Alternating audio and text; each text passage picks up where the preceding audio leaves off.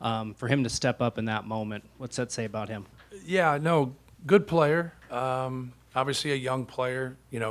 Learning, getting better. It was probably his best minutes that he's had here.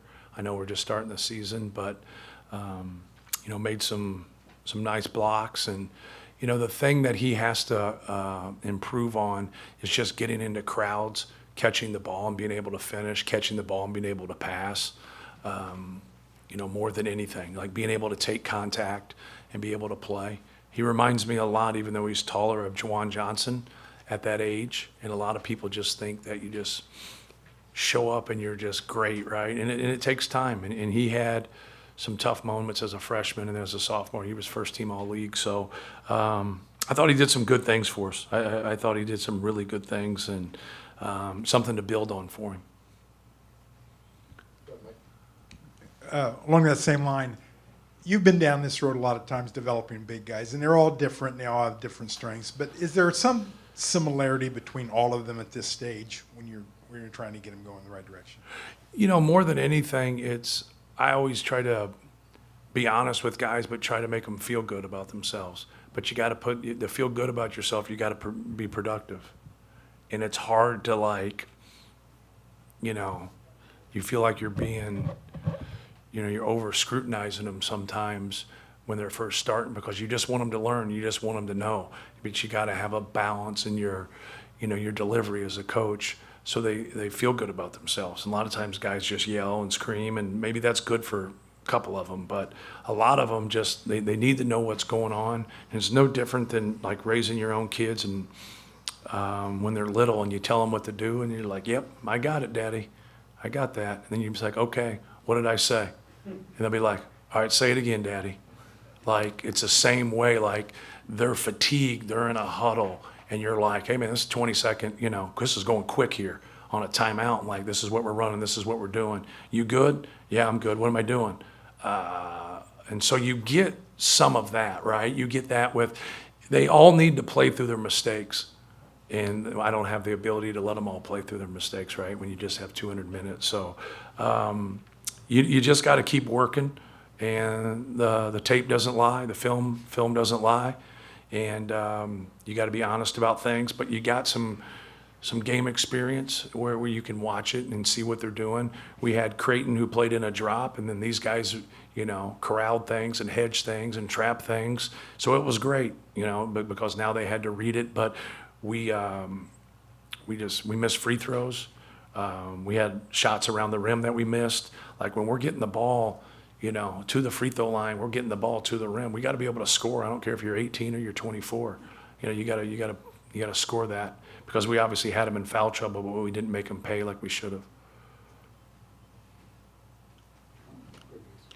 Matt, what flipped in the last few minutes? They got it down to 3, and then your guys kind of made a push late. Yeah, I thought we really struggled to contain them. Like we picked up the ball full court, and they were just taking us in transition, and our guy helping there. Like our communication at times wasn't great, but more than anything, just our inability to contain the dribble hurt us all night. Across the board, we got to be better from a team standpoint, team defense, and keep the ball out of the paint. When they were in the paint, in the first half, they had success, even though we're up 16. They just had zero success when the ball wasn't in there. Then they started making some shots, and they balanced it. But we were able to get stops. You can't go on runs if you don't get stops.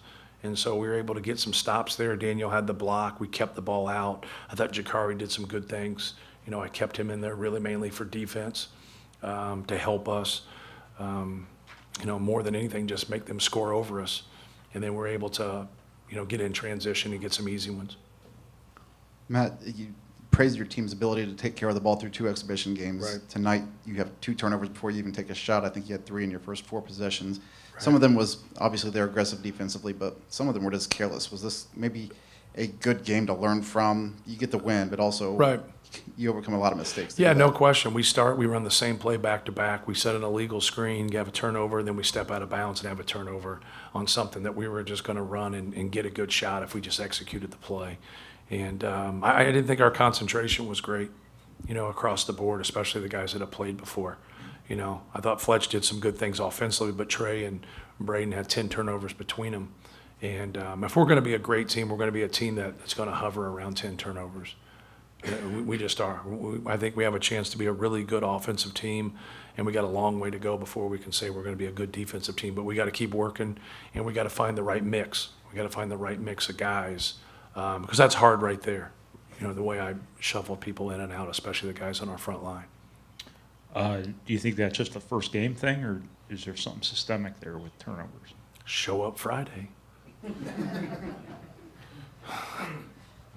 I don't know. I'm watching it just like you are. Matt, do you know how long you'll be without Brian Waddell, and what was the, I guess, final determining factor on not redshirting Raleigh? Yeah, just I feel like we have a good team. Like, this is on the heels of me not feeling great right now, but I feel like we have a really good team. We could grow into a good team. And anytime you have a chance to win your league, you know, and you're just uncertain, like it's really my uncertainty more than anything, because no one's really stepped out, you know, outside of Trey, and like you saw Daniel tonight, but then after that, you know, they've all had good moments, but no one's been that consistent across the board. And he's got, you know, he's got some things that the other ones don't. Like, he can play in the post, he can face up and make a shot. But like, as you see tonight, like, I want to play him more. And now you're just going to stick with people, especially when the game gets close, right? But that was kind of the reason. And, you know, if he would have been adamant one way or the other, I'd have went that way. He wasn't. You know, he understood, you know, the benefits of redshirting, but he also wants to play. And so we just kind of talked it through and decided, like, hey, we have a good team. And here's the best thing I can say about him, Caleb, Will, like, unless they just take off, like, there's going to be games that we need them, and there's going to be games that we don't. You know, that's just the way it is, right? And like, that's hard to take as a player, right? You want to be able to, like, hey, I'm starting, I play 25 minutes.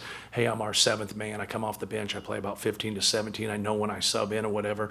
We don't have that right now. And a lot of times people think that a coach shapes that. I can go shape it if I want, but I'd rather them earn how I shape it, right? Be like, hey, man, like, we got to have him in the game. Like, we got to, you know, he helps us in this area, or the right mix of guys. So, but no, he's a good player. Raleigh's a good player.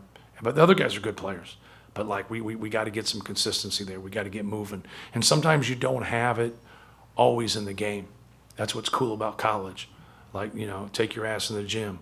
You know, like, get to the film room. Like do whatever you can to help your cause. Like, just, you know, if that guy played better than you that game, he's your teammate. You got to love him. You got to do everything to help him. You got to cheer for him, but then you got to kick his ass the next day in practice, because you didn't come here to sit.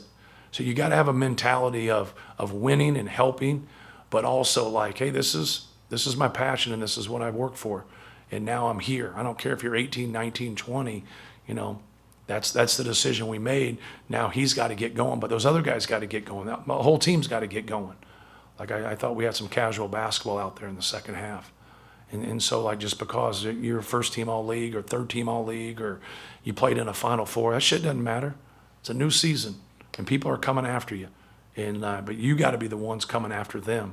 So I thought our opponent was much better than us in the second half, and they did some really good things. You know, so don't just say it's at our expense. You know, give them the credit. In a lot of different ways, but when that banner goes up, do you allow yourself 10 seconds to, now that you can see it there, to appreciate that moment? Yeah, I did not, no, but I should. But no, it's cool, you know, to be able to see that banner go up there, because you know, you walk in this gym a lot, and we've had Big Ten banners, right? But we haven't, you know, for a long time, you know, been able to go to a Final Four, so it's cool. For our players, but we had a lot of sacrifice, a lot of hard work, an elite player, you know, and so, but we have a lot of guys that helped us get there that are still playing for us. And so I told him afterwards, it's like watching a movie and you've seen it before, but you don't know how it ends. But you saw it before, like, makes no sense, right? That's how the human brain works. Like, you saw it 10 years ago, and then it ends, you're like, oh, okay, yeah, I remember that. You learn to relearn something. It's like reading a book that you haven't read for 20 years, and you're like, man, I forgot about this, and this. And that's the game of basketball for us. Like, we got to relearn some things. And that's our returning players. They got to learn to embrace our younger players better. They weren't here when Zach Edey was a freshman. They weren't here to see his struggles. They weren't here when I said throw the ball inside to him and they thought I was crazy, which I am a little bit crazy, or I wouldn't be sitting up here. So, like, it's great. But a new season started, right? Like, you got to get to work. Like, we're not walking around the mall waving our Final Four banner. We're trying to, do something in 2025 here and do something special. But that didn't look special to me out there.